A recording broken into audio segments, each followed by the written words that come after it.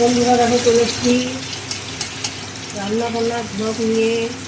এটা হয়ে গেছে, এটা চচ্চড়ি মতো করেছি, আলু উচ্ছে আর কাঁচকলা দিয়ে ভাত বসিয়ে দিচ্ছি।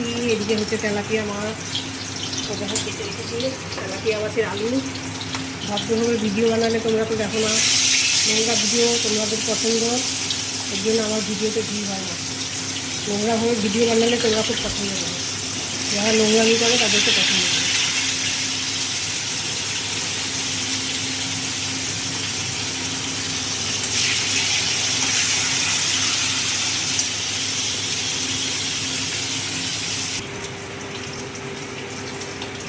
দেখুন এই মাছগুলো ভাজা হয়ে গেছে, অনেকগুলো মাছ। এই মাছগুলো এবার ভাজতে দিচ্ছি। এদিকে ভাত বসে হবে,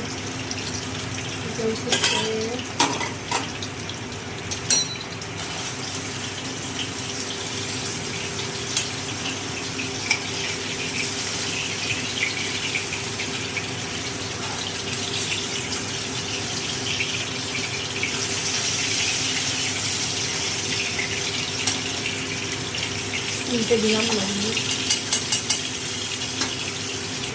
দেখো মাছগুলো হয়ে গেছে ভাজা, ওদিকে ভাত দিচ্ছে, আলুগুলো দিয়ে দিলাম।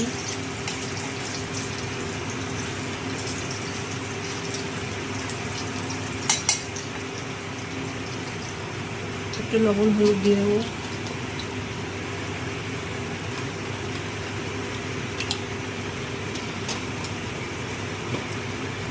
ভদ্রভাবে ভিডিও বানালে কেউ দেখে না, এর জন্য যারা ভদ্রভাবে ভিডিও বানায় তাদের ভিউ হয় না, যারা নোংরামি করে তাদের প্রচুর প্রচুর প্রচুর ভিউ। ভদ্রতার জায়গা নেই দুনিয়াতে।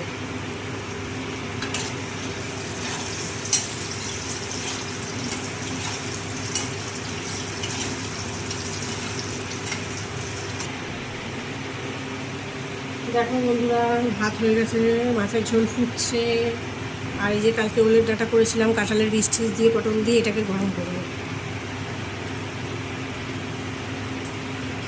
এটা তো দেখিয়েছি চচ্চড়ি।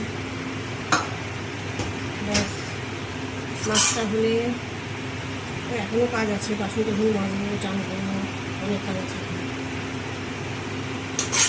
দেখো মাছের ঝোলটা হয়ে গেল।